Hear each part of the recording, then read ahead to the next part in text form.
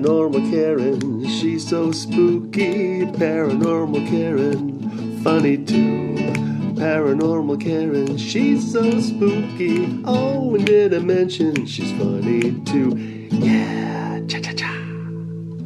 Hey, ladies and gentlemen, welcome to the podcast again. So excited. I have papers all over my desk. I have all kinds of notes for my guest. And I know the first question is probably going to be, can you come back again? Because I have so much to talk to her about. The book is called American Psychic. It is from the spiritual path of a girl from a small town who develops psychic gifts and a relationship with God and so much more. In fact, I'm going to let her do the first promo. We're going to talk about her book, her gifts.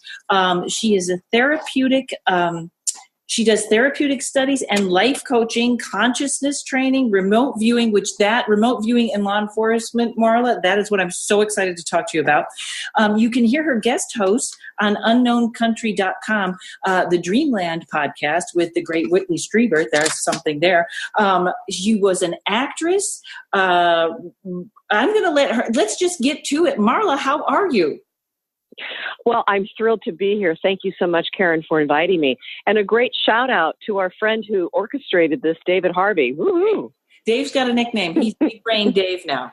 Okay, good. I love that. Yes, he told me how much it was like. So I just want to start right off the bat. Your book is coming out June 5th, correct? I got that note here? Correct. Yes, correct. It's up for pre-order right now on Amazon, but it does launch into stores, and you will, if you order it now, you'll get it, just as soon after the 5th as mail as possible. All right, and it's your life, and it goes everything from a small town with a father that was a pig farmer to the mob to acting. You don't make that connection all the time. To acting in Hollywood. It sounds you give us a little brief. Tell us one of your favorite tidbits from this book or your favorite story. Well, first off, this is just an incredible journey. And it's a Shiro's journey. It's the kind of journey that all of us who have gone through any kind of traumatic situation, learning our way through it. And with me, it was the drama of my life that I also had to heal into this transformation. So I have to say that many of us are on this journey. Mine just is pretty colorful, like being, taken to Cuba for a romantic tryst that turns out to be quite the story, as well as, working for law enforcement and also becoming a medium, which is something, Karen, that I did not even believe in. Really? And so I always think, especially mediums, more so even than psychics, if you don't come from a family that encourages that or understands that has to be terrifying. Well, it's interesting because all of us have, as children, are highly psychic. And there were some things that were happening, as you will read in the book. But the purpose of the psychic abilities that happened as a child were to alert me that I had this potential. But it wasn't something that was really encouraged. And back in Pennsylvania, tarot cards were, something that people didn't pick up, right? And we were in church. Actually, I've got a really great little story about that. I walked into my favorite store in town. This is Bedford, Pennsylvania. It was called the Country Store. And this is the place where we would take our allowance and we would go buy these incredible chocolates or coffee cordials, or I believe they had grape shoestring licorice, and I loved it. Wow. And there were cards on the shelf, and there were mystical dragons and crystals and things that were, for those of us who were 6 years old and 8 years old, it was magical. And I saw that deck of cards and I decided I would take those cards home. But I remember the woman saying to me, because I turned to her and I said, "Are these okay to touch?" And she goes, "I don't know why people would give a problem about these cards. I mean, what's the problem in your life? Alcohol. That's the devil." I'll never forget that woman saying that. I already like that woman a lot. I know. Well, what happened was I looked at her and I said, "Well, I just want you to know that I sing in the Lutheran choir. It was like I was trying to give sort of an insurance to her that I was protected some way by the church if I took these, mystical cards home.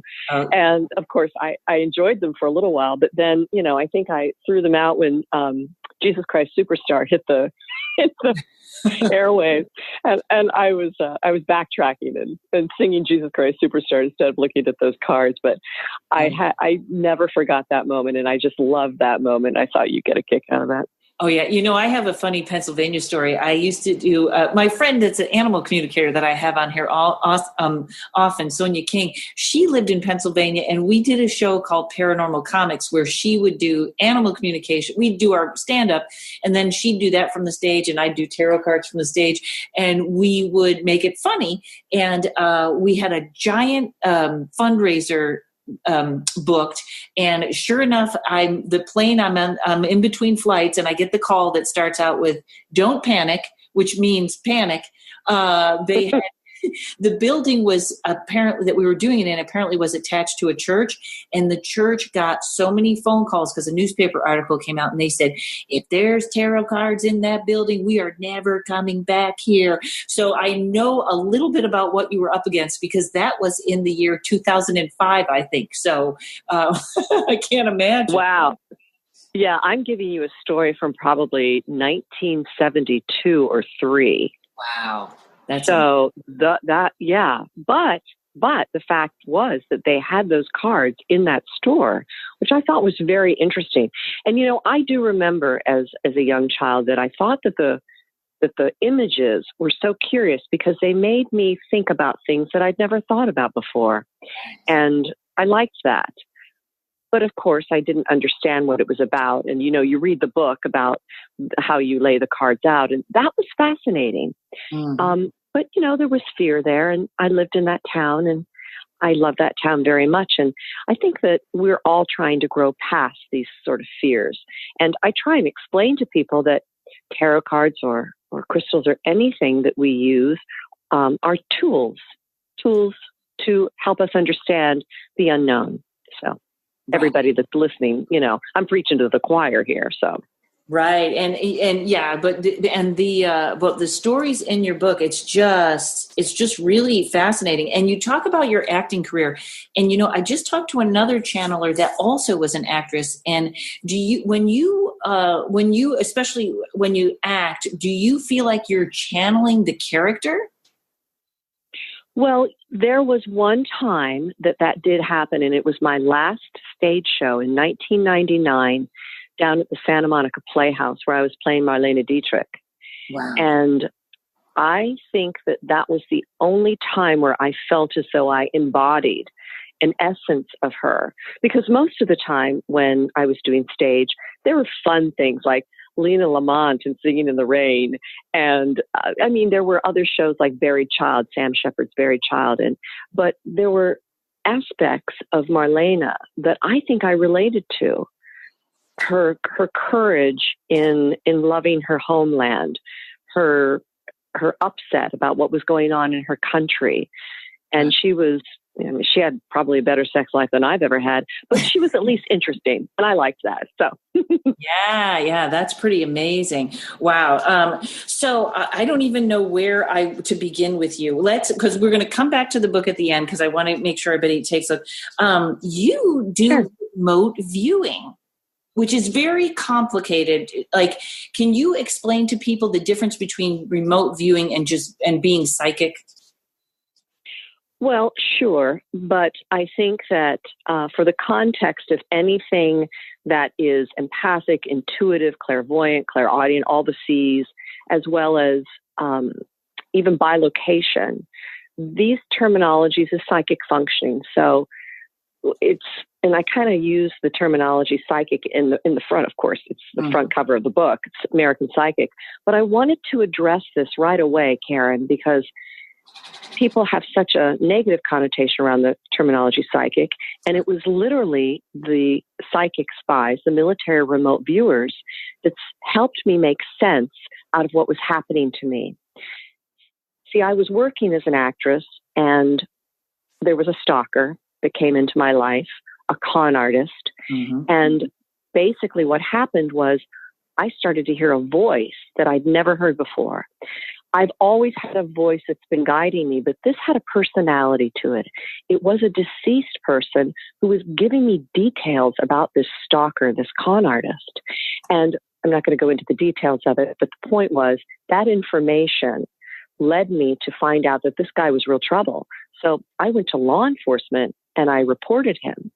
And this person continued to stalk me for a number of years. That fear, that anxiety opened up a huge door. And basically, I ended up in James von Prague's house. Wow. It's a long story. It's in the book. But James said, I think you're a medium. And he said, why don't you hang out here and start taking some classes with me if you're going to volunteer for me? And I said, sure. So I traveled with him. And he did. In these classes, he proved to me that consciousness survives death. So it was all quite shocking. And it was literally Lynn Buchanan who was teaching remote viewing. And I went to see him in Tempe, Arizona. And I thought, this man, this loving bear of a man, is so sweet and so honest.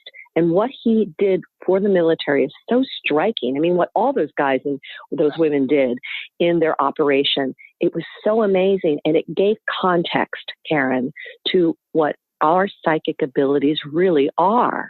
Mm-hmm. So he teaches controlled remote viewing, CRV. And that's a very technical way of being able to identify targets. And they developed this at Stanford Research Institute with Ingo Swann, etc. And this is a very specific protocol. And I went through the intermediate training, but I was having some emotional problems during the entire time, where if I put my pencil into one of the categories, let's just say it's the feelings or the emotions at the site of the target, you're blind to these things, but my body wasn't. So if I put my pen there, I literally started to feel the emotions of perhaps whoever was at that target site. And sometimes when we weren't in the training with Lynn when this was going on, he specifically wants me to be very careful about saying that, because we would have monitor situations. We would go off on our own after the training, and we would have these envelopes, of course, with pictures in them, and we wouldn't know what they are. But the target might be something like, a dead person. So I literally started to feel what was going on at the site. And there were times where I had some real problems with it. So I had to back away from that. And I started going into other ERV, where you're basically having a different experience, but you don't use the controlled method. I could keep talking about this, but I don't want to confuse your audience. And I'm sure your audience knows a lot more about this too, and can talk about this themselves. But the remote viewing is basically a way of seeing through our subconscious that once we get a handle on it, we can do it naturally, or we can do it in the controlled setting that the military psychic spies actually taught. And they continue to teach. Paul Smith, there's a number of people that do it. Yeah. But I'm really, I'm very partial to my trainer, Lynn Buchanan, because of who he is as a person and a soul and a spirit. Yeah. And, and thank you for that definition, because I think sometimes people are not that familiar with remote viewing. And I listened to an audio book on it once, and I listened to it like 3 times, because it's such a complicated sort of, like, you can't just go, hey, tell me what that is. But it was very interesting, because I think it to me, it looked like the military did what it does best, which is it really broke down and compartmentalized everything that happens for you to sort of psychically view this area. And it seemed so detailed to me when he was going over it in the book with, on paper and coordinates and stuff. And I thought, you really do have to be trained, but it sounds like such a, I don't know, it just was so complicated to me. Well, let me simplify it for you, because if it was that complicated, I would never have tried to do it. Actually, Joe McMoneagle was also one of those top remote viewers. And Joe actually did know coordinates. I mean, his background in the military was such that he was incredible with being able to do coordinates, but it wasn't coordinates. I mean, you're not given that. You're given just a number. And you don't know what is in that envelope someplace on some site in somebody's safe. You just don't know what it is. That's what's so absolutely amazing about this. I've been involved in the APP project, the Applied Precognition Project, and this is taking remote viewing, ARV, or another version of remote viewing, into the stock market and also into Vegas. Wow. It's quite an extraordinary, fun thing to do. And I suggest anybody who's interested in not necessarily doing the controlled remote viewing, but to explore this application of remote viewing, to look up the APP project, the Applied Precognition Project. Marty Rosenblatt heads it, and it's fascinating. There is an event coming up at the same time my book is launching, so I won't be there, but it will be in Vegas, and we love going there. And it would take more time to explain how we do it, but it is fun, and I've made money. Wow. See, now you just already I'm going to go off topic, because I have always found, because there's that old joke when people call, or I don't know, everyone makes the same joke when they call a psychic. And it's like, give me the lottery numbers. And, it's always like, well, if I had the lottery numbers, I would not give them to you. No, I'm just kidding. But well, people get uncomfortable. Yeah. They're uncomfortable with information they don't understand. Yeah. On gambling, I once remember my father took a gambling program, a horse racing program, and he said, "Can you tell me who's going to win?" And all the numbers I picked were the ones that were picked to win, but they were not the ones that won. So is gambling, can you really psychically tune in to gambling? Well, it's not like that. Okay, I'm going to try and be very slow while I describe this. Let's just say that we're in Vegas and we're betting on the Yankees and the Red Sox. I hope it's the same. Yeah. I hope it's the same. Forgive me for everybody who's listening out there that goes, they're not in the same league. Okay, let's just say it's the Yankees against the Red Sox.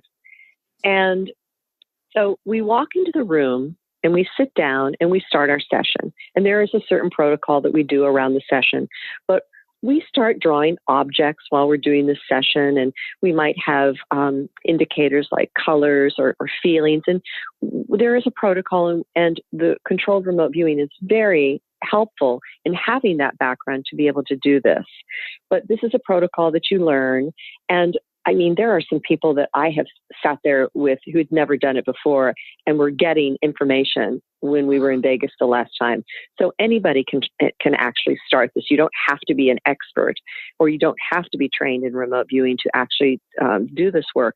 But basically, you are drawing images, et cetera, et cetera. So at the end of our session, someone goes to a stack of envelopes. I don't know, maybe 50 envelopes. And they just pick one of those envelopes. Well, in that envelope are 2 photographs. And when you are doing this remote viewing project, you're basically trying to identify the photo site that is going to be the winner for this particular betting that we're doing. So when they open up the pictures, one picture might be an Eiffel Tower and the other picture might be trees with birds. Okay. So when you look at your session that you're doing and you have A's or tall towers, or you write bright lights, nighttime, or you do, the letter A, or you have, bushes, and you have something that looks like birds. Well, basically, the more you have of one particular target, one particular photo, that's the one that you feel, okay, I feel that this is where I'm going to bet. Now, on the back of that, it either says yes or no. One of the photograph with the tree might say no, and the Eiffel Tower might say yes. So you are going to bet on the Eiffel Tower. You're going to bet on, yes, the Yankees to win. And that's how it's done. It's not done trying to get numbers. It literally is your target is the winning photo site. And that is and this is so bizarre. I mean, I still can't really, describe it the way that Marty Rosenblatt and all the people that have been doing it for years really can describe it. So I apologize to the audience of not being as articulate as those people, but you can certainly look it up yourself. But the idea that we do the session before the pictures are even picked. Wow, that makes more sense to me, though. I know sometimes we have psychic groups and we do that same thing with the envelope. You try and get what's in the envelope. And I think people would be amazed at how much they do get. But that's very interesting because it does bypass like asking yes or no. Like, give me the answer right away, yes or no. That's fabulous. Yeah. So that's going terrific. And so I just wrote down 10 questions while I was talking to you. I was watching on one of your tapes how you psychically work in buildings. Oh, you know what? Yeah. Hold on one second. Yeah, that's so fascinating. You read buildings. Well, I often see compromise, Karen, which is interesting. This is one of the ways that the psychic stuff started really showing up. I could stand in a building and feel where there was compromise. I could start to feel compromise in people's bodies. When I work as a psychic, part of the information that I give to people is for their highest good. And oftentimes I was seeing compromise, whether it's a tire on somebody's car that they need to have fixed. It might be a tooth that is going bad. It might be something. There's one of the videos that happens to be on the website. There was a bloodborne illness in a woman that I was sitting with, and I told them about it. And actually, they went and had blood tests, and they were very upset with me because there was nothing that showed up. And then a few weeks later, they called the person who we were doing this session in his house and said, "We're apologizing to you and Marla because they didn't have the right tests. We did the right test, and there was a bloodborne illness, and we fixed it, and now my wife is pregnant." Wow. So somehow these compromises show up, and I don't have to be in the house. That's another aspect of this natural remote viewing or whatever pathways we have that we allow our consciousness to go someplace and identify parts of a target. So I've helped people find houses in different parts of the country, not knowing what I'm looking at. And I've been able to, assist law enforcement to a certain degree with this, but I don't have enough of those cases to even know what that remote viewing background has, or the information that I provided, what it's even done, because oftentimes we don't get feedback on that. Right. And, that has to be hard. I want to end with that kind of stuff, but let's go back to your book, and tell me more about, acting and how you got into that. Well, the interesting thing was when I was growing up, I had some challenges in my home. My mother was pretty abusive. Now, my father, a very sweet man, came back in a body cast from World War II. He had some very severe injuries, and he medicated like most of our veterans at some point in time in their career when they have come back from the war.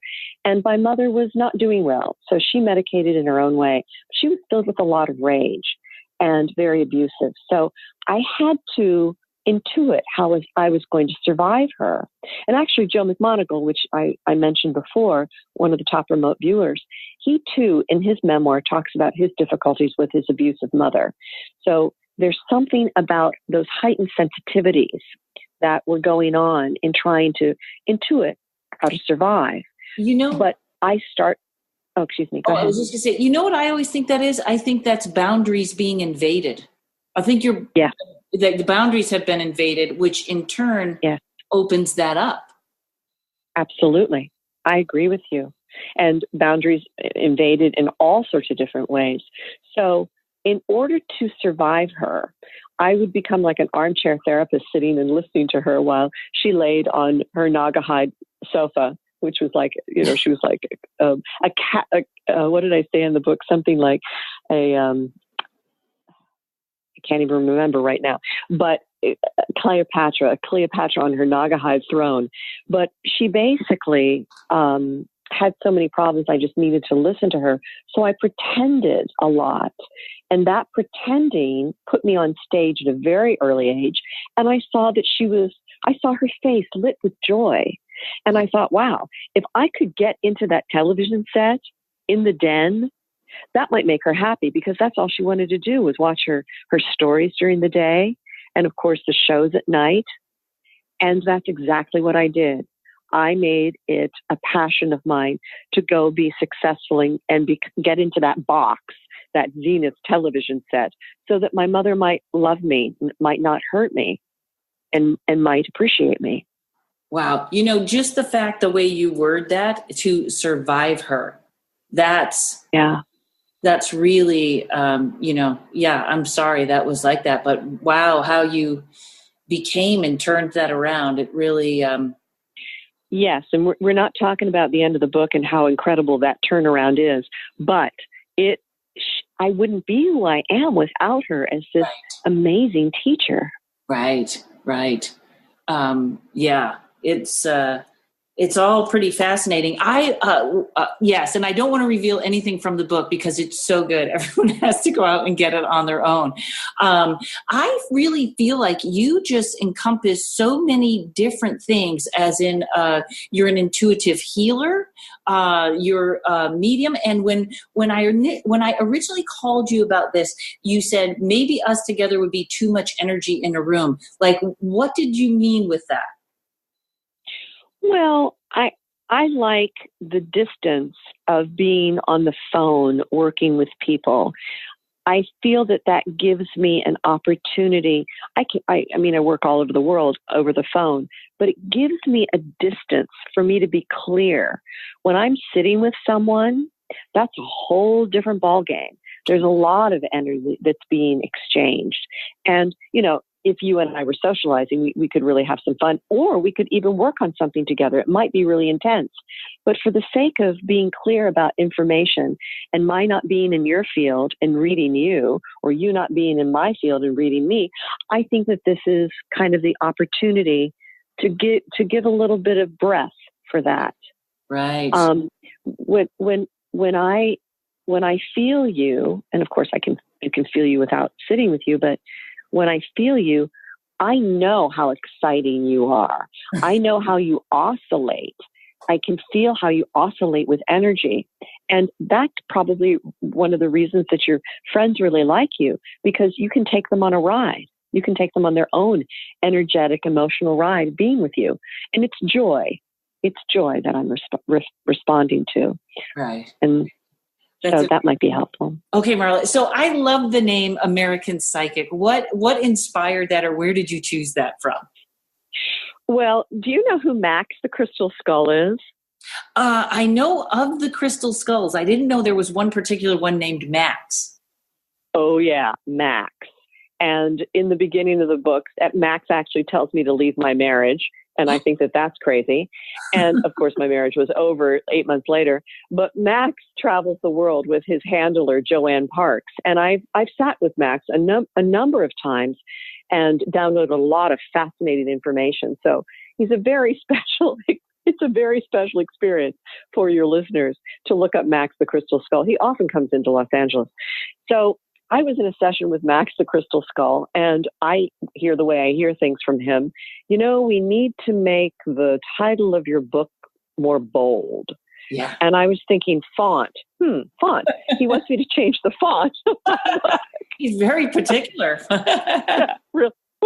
Well, it was called something else. And I thought, font, okay. So I leave my meeting with Max, get in the car, and I have had a call from my editor on the book. And she said to me, we need to name your book something more bold. Let's call it American Psychic. Oh. and I said, Well, did you say psycho? And I'm like, and she said, no, but that's interesting. And I said, yes, it is. So I started to meditate on the whole idea of this. And the front of the book, I have split the word American, between red at the bottom of those letters and blue at the top and purple in between, because that's us. And the connotation of America is basically, I believe that based on my codependent pattern, having been a child of a veteran, and the woundedness of what happened in not just my family, but the children growing up around us, we were all codependent. We were looking outside of ourselves because, many of our parents were medicating with pills and alcohol. And the codependence put us in this altered state of accessing more things. And, I might be a few years older than you, but we were looking for information. We were looking beyond what church was offering. We were looking beyond what we could see. And the heightened sensitivities that we all had, even now, because we're still that society, and our veterans are still medicating, and we as a country are medicating this heightened awareness that could actually be, trying to access the divine, access information. And how that frequency feels in the body unless you learn how to deal with it, right? Yeah. Yeah.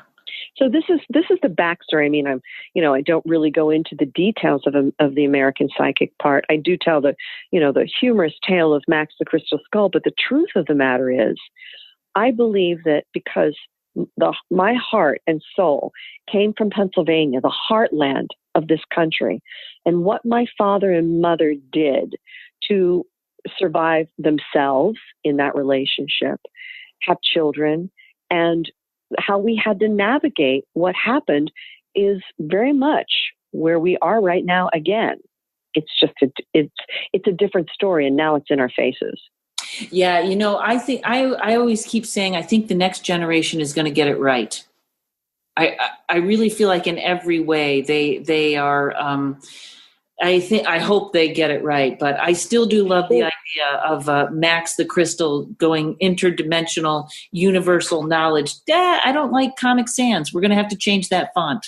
That's yeah, interesting. Well, make the title more bold. Yeah. I'm the one that thought about the font, but that was my thinking. Thank God I was sitting with a crystal skull. But when we look at these children, let's look at Parkland. No matter what you think about guns, what these children have done has changed our consciousness on many levels. Mm-hmm. Yeah. We're back to Florida again. Florida is a really unique place with all the things that have happened there.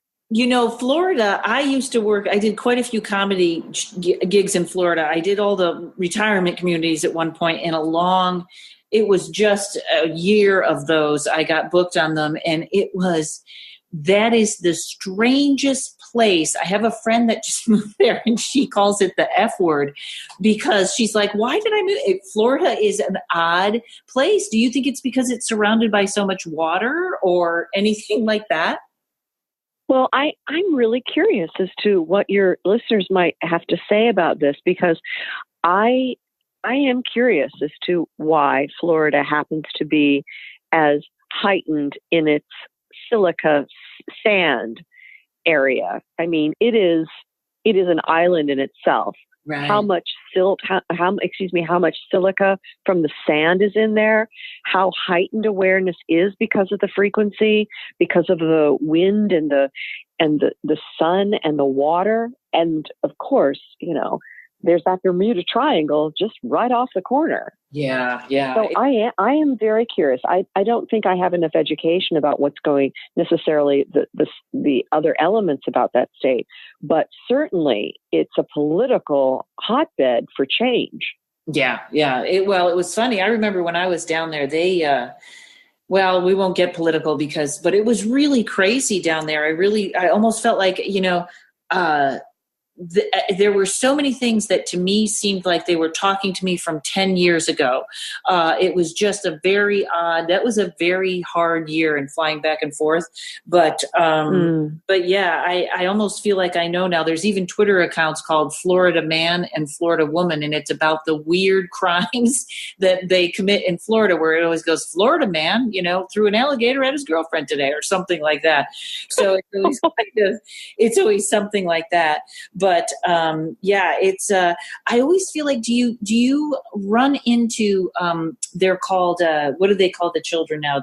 Not the crystal children. The indigo children. Yes. The indigo children. Yeah. Well, I'm seeing children. I was back in New York 2 years ago. I was working in Pennsylvania after the election, and I was doing group readings and individual readings. And I love going back to my hometown to connect with people there and also to share my work.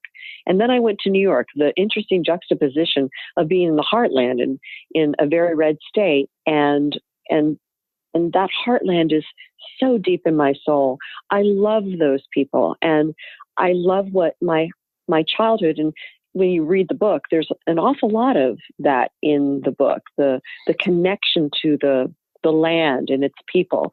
And I love writing about that area. But I went to New York, and in going to New York and the juxtaposition of all of that, it was very unique and interesting. The first client that I had was a 10-year-old girl who happens to be an indigo like I've never met before. Yeah. Her natural ability to read information.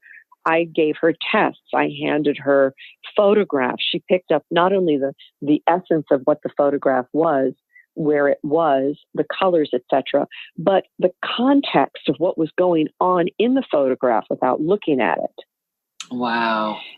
I was blown away. And then what I did was I wrote down numbers and colors and on pieces of paper, and I would crumple up the piece of paper and put it in her hand. And she said, well, I see a 5, but I feel that it's green. And it was actually green. But the next thing that I put in her hand, not knowing what it was, because she pulled it out of a little container I had, was 5. So she was already intuiting what she was picking up in the next time that she was picking something up. Wow. Now I'm going to get all conspiracy theory on you, but do you think that the military will pick up that there's a kid like this and try to recruit her? I doubt it. I know I went way out, but sometimes I'm always like, Big Brother thing. I like that you did that. There was do you know the Anthony Hopkins movie that was about that? God, what was the name of that? There's actually a movie that Anthony Hopkins did about that very thing.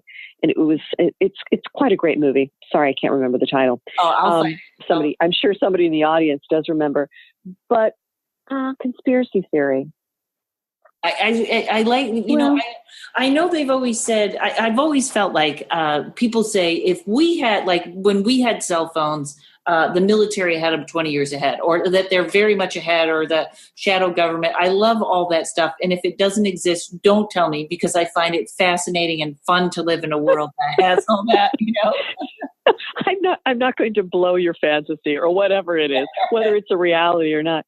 But, let's go UFO on this. Yes, please. Because I was just texted today that the government is going to start looking for aliens. Did you see that? I did not, but let me find that was texted to me today. Or maybe it was an email. Hold on. While you're looking for that, and you also Here it is.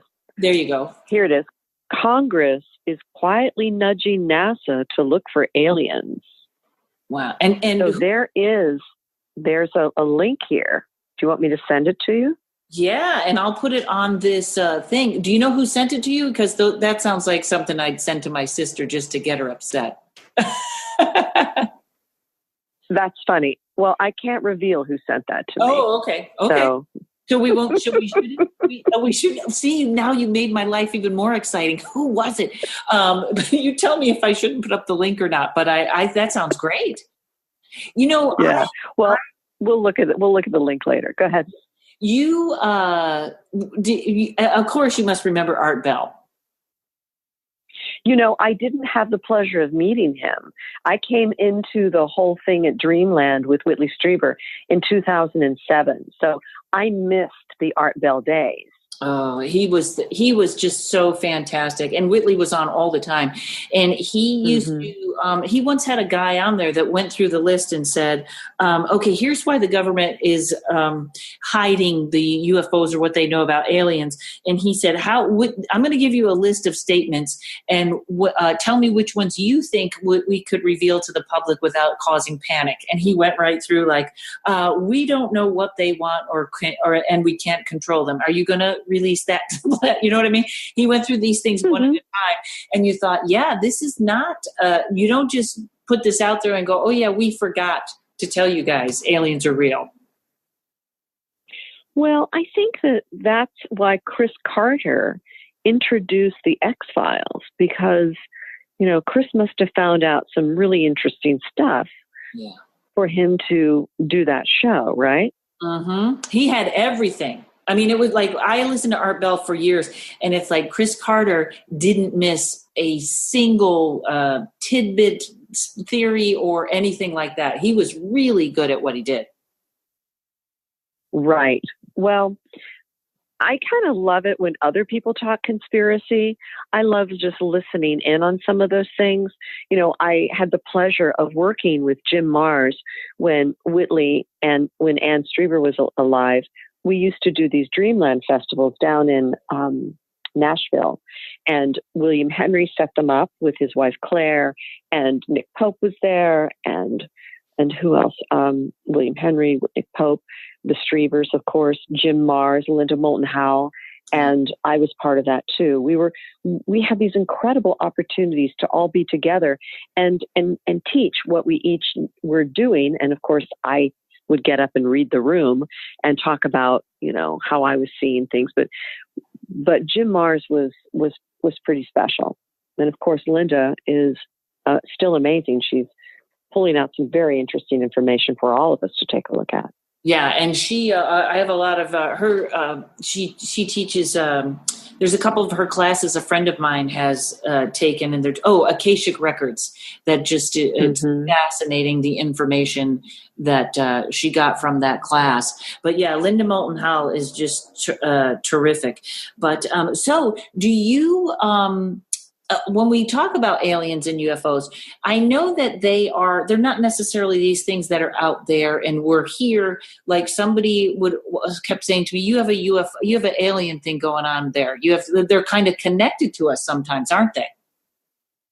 Well, now we're going into a very interesting conversation.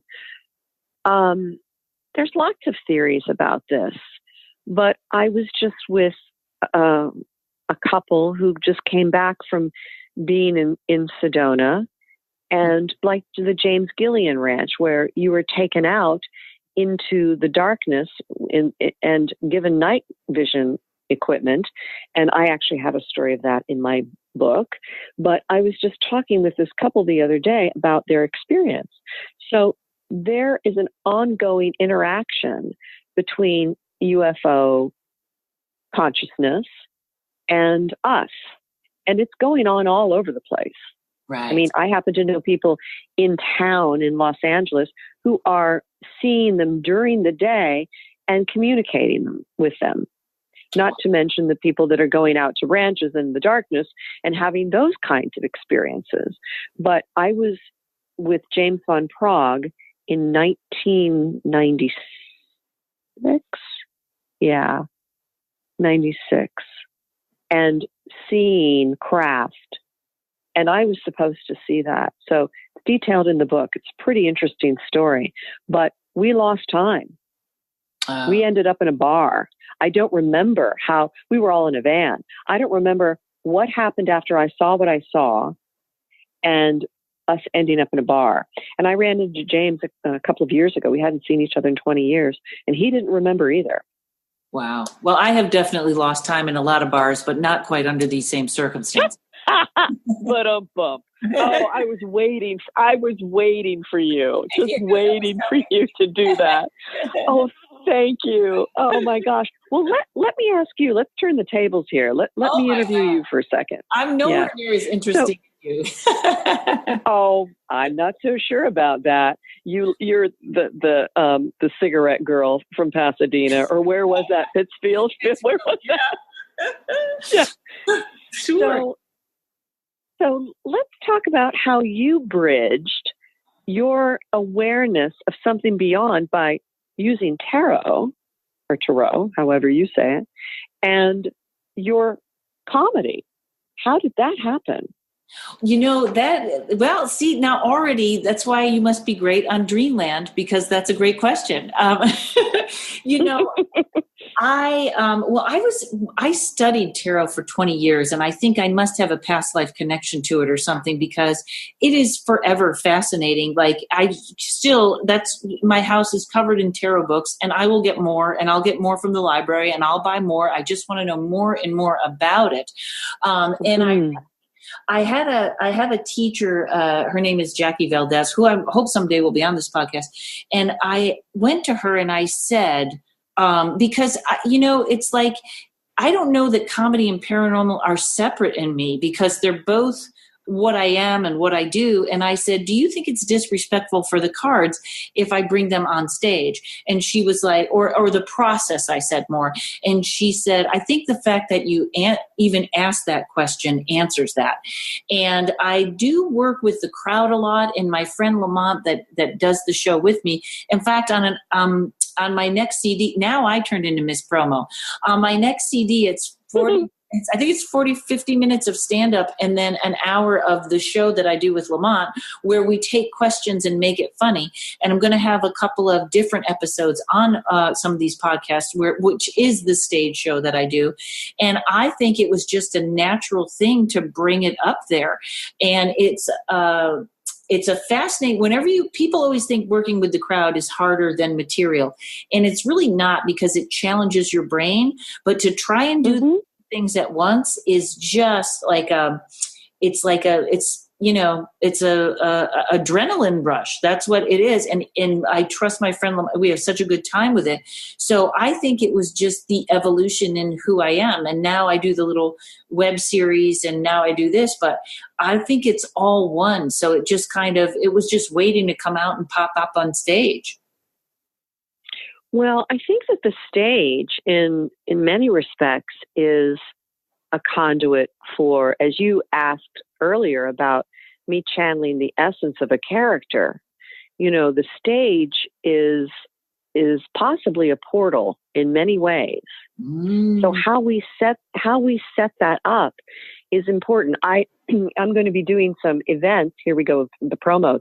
I'm doing 2 events in Chicago in July, which I'm so thrilled about. The guy that put me on stage many, many years ago in my first equity show as a director is now the head of the the Paramount Theater, the artistic director there. And I'm going to do a night at the Paramount Theater, or the Copley Theater, part of the Paramount, on July 14th. And I'm also doing one on July 12th at the Wilmette Theater. And this is where Jennifer Weigel, who happens to have this incredible podcast, she's basically Conversations with Weigel, and she's written a number of books and has a website called I'm Spiritual, Damn It. But she invites all of these psychic medium healer types once a month to come in. Paul Selleck was just there. Rebecca Rosen's going to be there, and Carolyn Mace, and then I follow Carolyn Mace or something like that. But the dynamic is she's doing that, and I'm doing that on July 12th. So I have 2 of these events, which I'm so excited about. And Chicago was my stomping ground, And so each time I'm on stage, the curious thing about it is, because I'm no longer working as an actress, I've not been an actress since 2002. I left the business, and I had no regrets of doing it. Of course, I missed the money, but the idea of being myself Right. instead of a character is something that was so important for me to create. I mean, when I didn't have character as a child, I had to take on characters to try and find out who I really was. Right. So doing this work, you start on stage, but I get down into the audience. That's why I'm there. I'm not there to be on stage. I'm there to be working with the audience. So it's almost we're bridging heaven and earth, bridging information from the deceased loved ones. We are commingling these energies, but you're in the spotlight and it is a focal point. And I think it is the perfect place to share information on an esoteric level with a group of people. And I think it's pretty frickin' smart of you to do that with the cards. I think that's really interesting. I have to come see your show. Oh yeah, Get me a ticket. Yeah, not only a ticket. I have a cute little show once a month at Flappers called Psychic Stand Up, and we do that. But you just answered a question, and because I've always felt all theaters are haunted. I know that spirits are kind of everywhere all the time anyways, but I've always you just answered that question beautifully of why I feel like most theaters are haunted.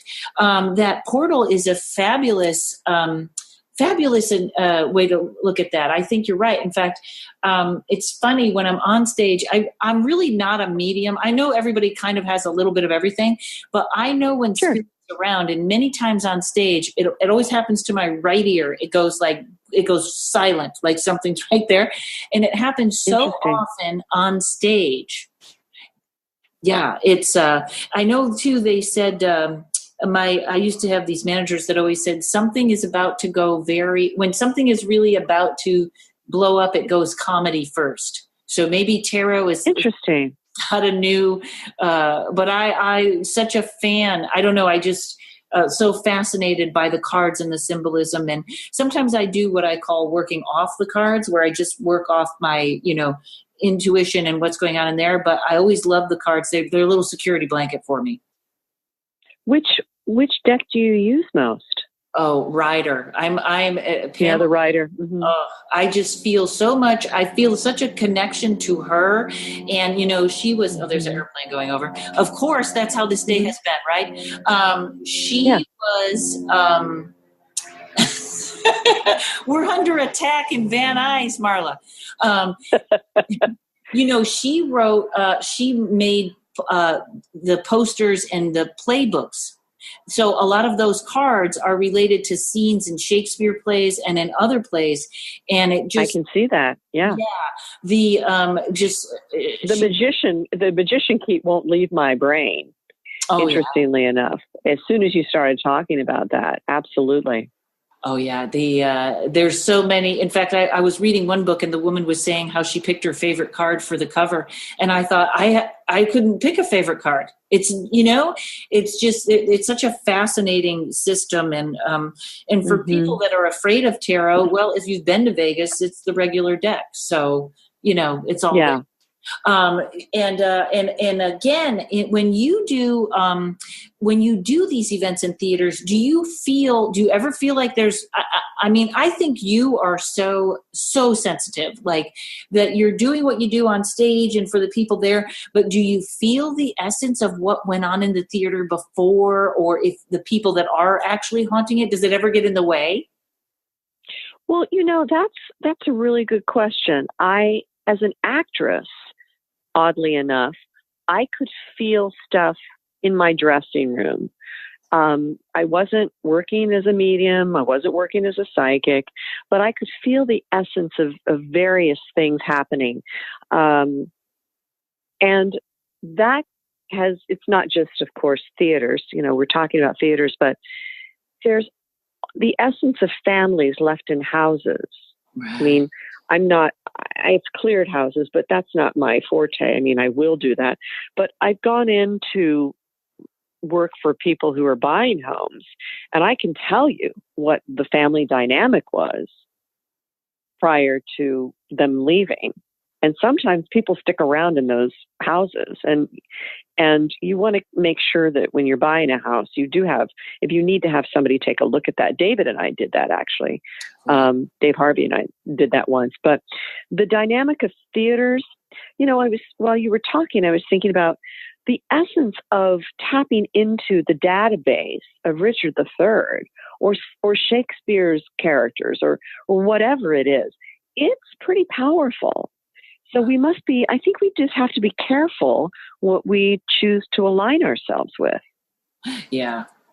Yeah. And here's my last question, because you've been more than gracious with your time. And including the part where people didn't hear I had to stop and take my dog out to go to the bathroom. Yeah, that was great. I know. I guess that's why I should get in the studio. But do you think now the veil is getting thinner, or people are being more, I feel like more people are feeling things more or becoming more in tune, or is that just me?